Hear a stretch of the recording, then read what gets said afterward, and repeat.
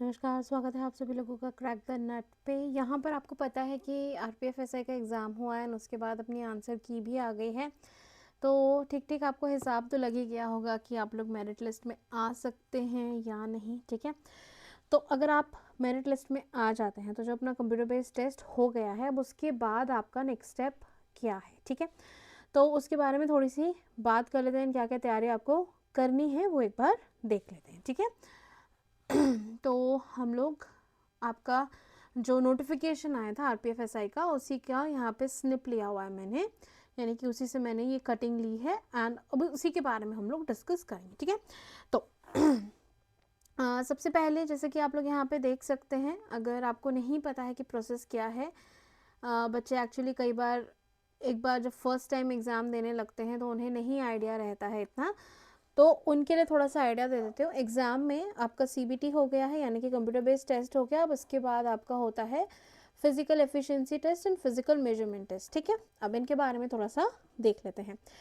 आपका जो सीबीटी हो गया है, आपकी यहाँ पे आंसर की भी आ चुकी है, थोड़ा बहुत आइडिया आपको लग गया होगा कितना क्या स्कोर कर रहे हो। तो बेस्ड ऑन योर मेरिट आप लोग शॉर्टलिस्ट हो गए। ठीक है, कितने लोग शॉर्टलिस्ट होंगे वो भी यहाँ पे लिखा हुआ है। ये पूरा आपकी जानकारी नोटिफिकेशन में होती है, इन केस आपने नहीं देखी है तो अभी आप जान सकते हैं। ठीक है, ओके। तो फिजिकल एफिशिएंसी टेस्ट होगा जो भी मेरिट लिस्ट में आएंगे, और फिजिकल मेजरमेंट टेस्ट होगा, उसके बाद डॉक्यूमेंट वेरिफिकेशन होगा। ठीक है, अब कितने लोग होंगे?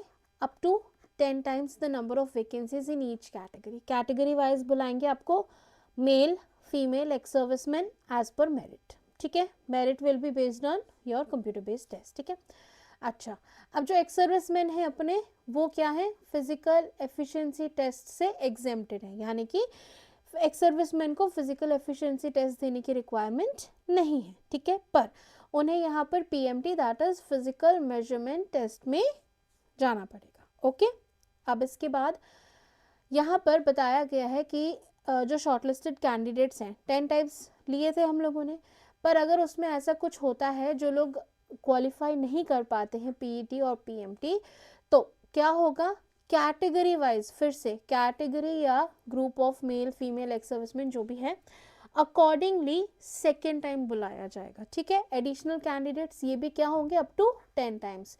ऐसा समझ लो कि आपकी 10 वैकेंसी थी, फॉर एग्जांपल 10 वैकेंसी थी, उसमें से आपकी एक वैकेंसी खाली रह गई है, तो इसके अप टू 10 टाइम्स बुलाएंगे, यानी कि फिर से 10 लोग बुलाएंगे। ठीक है, यहाँ पर ऐसा लिखा गया है। अब जितनी भी वैकेंसी बचेंगे उनके अकॉर्डिंग, और ज़रूरी नहीं कि सब में बची जाएं, तो जिसमें जिसमें बचेंगी उनमें ही बुलाएंगे। ठीक है, अब इसके आगे क्या लिखा हुआ है, सेकेंड राउंड होगा, फिर से पीईटी और पीएमटी होगा मेरिट के अकॉर्डिंग। ठीक है, मान लो पहले 100 बच्चे बुला लिए, सबका हो गया, फिर उसके बाद नेक्स्ट बुला लिए अकॉर्डिंग टू द लिस्ट।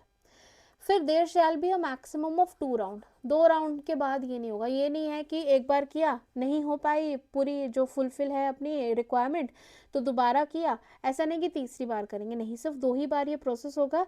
एक बार वैकेंसी के 10 टाइम्स बुलाएंगे, दूसरी बार जो वैकेंसीज बच गई हैं, जिस जिस कैटेगरी में बच गई हैं, उस कैटेगरी के अकॉर्डिंग 10 टाइम्स आपको बुलाएंगे। ठीक है, और ये बार दो बार प्रोसेस होगा।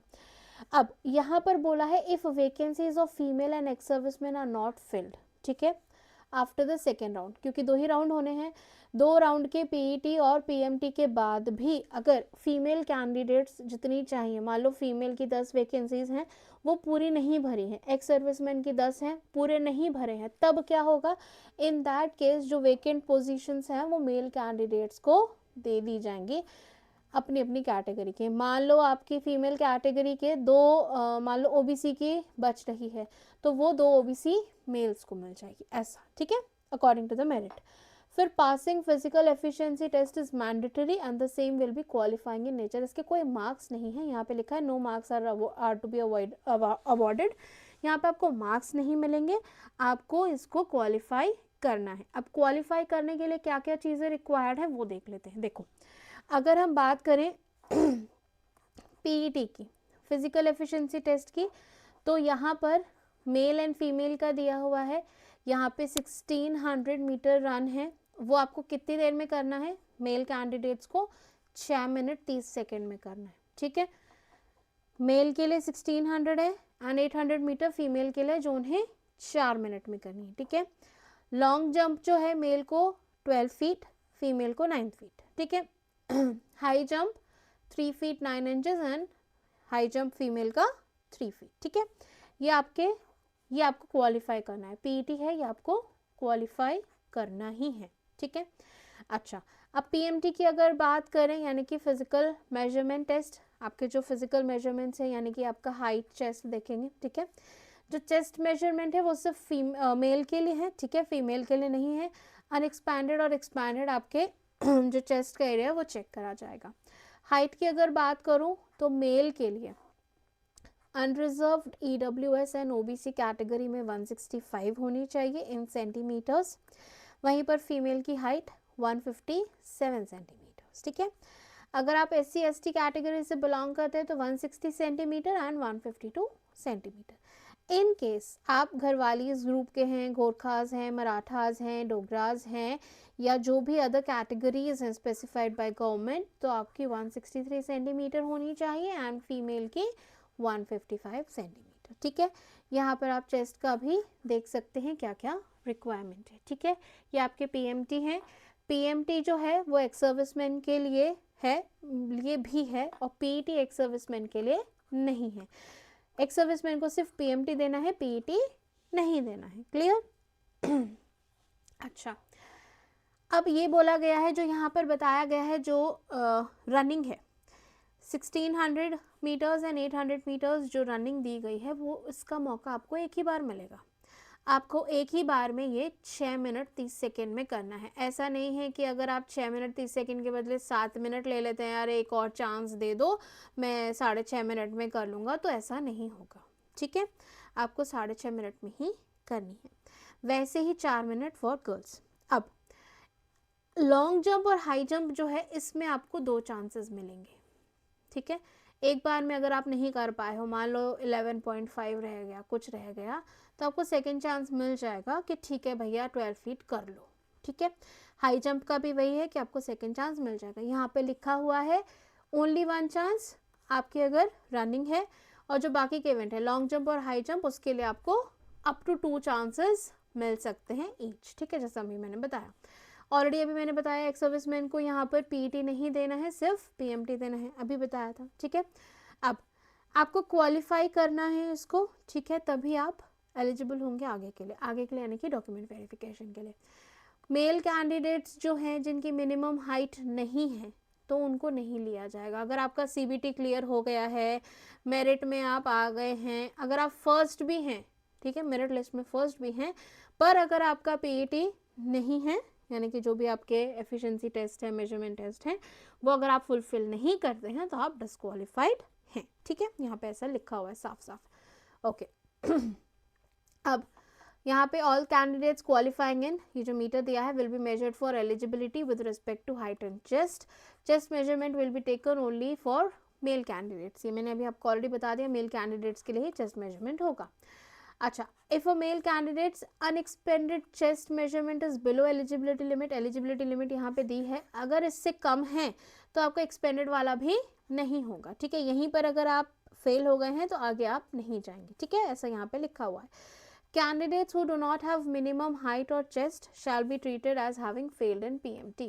अब CBT क्लियर कर लिया, ठीक है, आपने PET भी क्लियर कर लिया, लॉन्ग जंप हाई जंप सब कर डाला, पर अगर आपके ये जो मिनिमम हाइट क्राइटेरिया है, चेस्ट क्राइटेरिया है, अगर आपने ये नहीं आगे किया, जैसे फॉर एग्जांपल अगर 165 सेंटीमीटर है एंड आप बिलोंग करते हैं अनरिजर्व EWS या फिर OBC कैटेगरी के, एंड आपकी हाइट 160 है, तो you will not be qualified, ठीक है।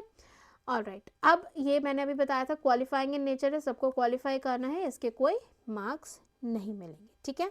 अब इसके बाद क्या होगा, आपने CBT क्लियर कर लिया, फिर आपने PET क्लियर कर लिया, PMT भी क्लियर कर लिया, ये सब जब हो जाएगा, होने के बाद आपको डॉक्यूमेंट वेरिफिकेशन के लिए बुलाया जाएगा। डॉक्यूमेंट वेरिफिकेशन में आपको अपने ओरिजिनल डॉक्यूमेंट्स देने हैं। अगर आप किसी डिफरेंट कैटेगरी से बिलोंग करते हैं तो आपका कास्ट सर्टिफिकेट वगैरह सब देना होता है, बहुत सारे डॉक्यूमेंट्स हैं। तो पहले जब ये सब क्वालिफाई हो जाएगा, क्लियर हो जाएगा, तब हम डॉक्यूमेंट वेरिफिकेशन की बात करेंगे, ठीक है। तो उनकी ओरिजिनल कॉपी देनी है, 2 सेल्फ अटेस्टेड कॉपीज़ भी देनी होती है। ये सारी चीज़ें हम जब डॉक्यूमेंट वेरिफिकेशन का बारी आएगी तब बात कर लेंगे, ठीक है।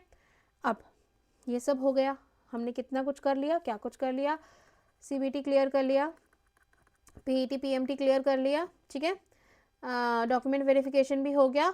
अब मेडिकल, अब होगा आपका मेडिकल, ठीक है। डॉक्यूमेंट वेरिफिकेशन के बाद अगर आपके सारे documents up to the mark हैं, सब कुछ है, तब आपका होगा मेडिकल। अगर आप मेडिकल में फ़िट नहीं हैं, ये जो मेडिकल होता है ये रेलवे वाले जो है वही आपको बताएंगे। रेलवे वाले का जो मेडिकल होता है वहाँ पे जाके आपका यहाँ पे मेडिकल होगा, हॉस्पिटल जो भी होगा एज़ पर दी RRB आप उस हॉस्पिटल में जाएंगे, आपका मेडिकल होगा। एंड अगर आप किसी भी क्राइटेरिया में यहाँ पे मेडिकल में फुलफ़िल नहीं कर रहे हैं, अगर आपको कोई भी प्रॉब्लम है आईसाइट का या किसी भी प्रॉब्लम है, तो आप यहाँ पे रिक्रूट नहीं होंगे, ठीक है। तो आपको मेडिकली भी फिट होना है, अपने आप को फिट रखना है, ठीक है। अब ऑब्वियसली आप इतना सारा हाई जंप लो जंप सब करेंगे तो फिट ही होंगे, बट ये सारे क्राइटेरियाज भी देखे जाते हैं, तो आपको मेडिकली भी फिट होना है।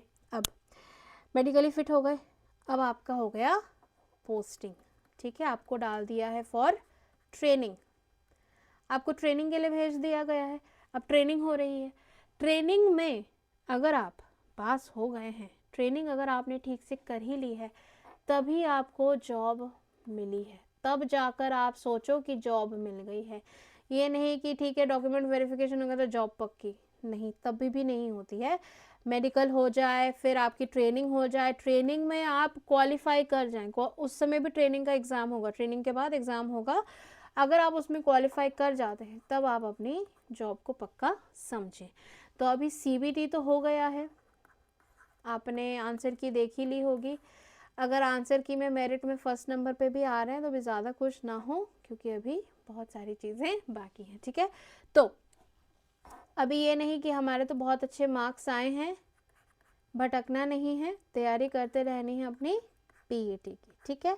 अपने आप को फिट रखना है, PET की तैयारी करनी है, और सारे डॉक्यूमेंट्स वगैरह अगर कुछ इन केस नहीं है तो सब आप लोग बनवा लें, अपने पास संभाल के रखें, ठीक है। तो अभी के लिए यहीं तक वीडियो रखेंगे, जब डॉक्यूमेंट वेरिफिकेशन की बात आएगी तब देख लेंगे कि कौन कौन से डॉक्यूमेंट्स होते हैं, ठीक है। ओरिजिनल कॉपी भी रखनी है, 2 सेल्फ अटेस्टेड कॉपी भी रखनी है, वो सब हम किसी और वीडियो में डिस्कस करेंगे, ठीक है। ओके, तो अभी के लिए सेशन को यहीं एंड करूँगी। इन केस आपने अभी तक चैनल को सब्सक्राइब नहीं किया है तो कर लो, एंड इंस्टाग्राम और टेलीग्राम दोनों जगह आप अगर मेरे को सर्च करोगे @नेहा मैम रीजनिंग तो मैं मिल जाऊँगी। लाइव क्लास के लिंक एंड PDF यहीं पे शेयर करती हूँ। डाउट वगैरह अगर आपको कुछ भी होता तो आप मुझसे यहीं पे पूछ सकते हो। साथ में चैनल को सब्सक्राइब नहीं किया है तो चैनल को सब्सक्राइब कर लो, ऐसी ही इन्फॉर्मेशन मैं लाती रहूँगी आप लोगों के लिए। बेल आइकन भी प्रेस कर दीजिएगा, ठीक है, क्योंकि अगर कोई नया वीडियो आएगा तभी पता चलेगा। मंडे टू फ्राइडे अपनी क्लास होती है, सुबह 11 बजे SSC के लिए, शाम को 5 बजे रेलवे के लिए, ठीक है। एंड अगर आप में से कोई CGL की तैयारी कर रहा है जिसका Tier 2 का पेपर है तो दोनों क्लास आप देख सकते हैं। ये सेशन अगर अच्छा लगा हो तो ज़रूर से लाइक एंड शेयर कर दीजिएगा, ठीक है। अभी के लिए मैं सेशन को यहीं पर एंड करूँगी, मिलूँगी मैं आप लोगों को क्लासेस में, तब तक के लिए बाय बाय। तैयारी करते रहिए, फिट रहिए।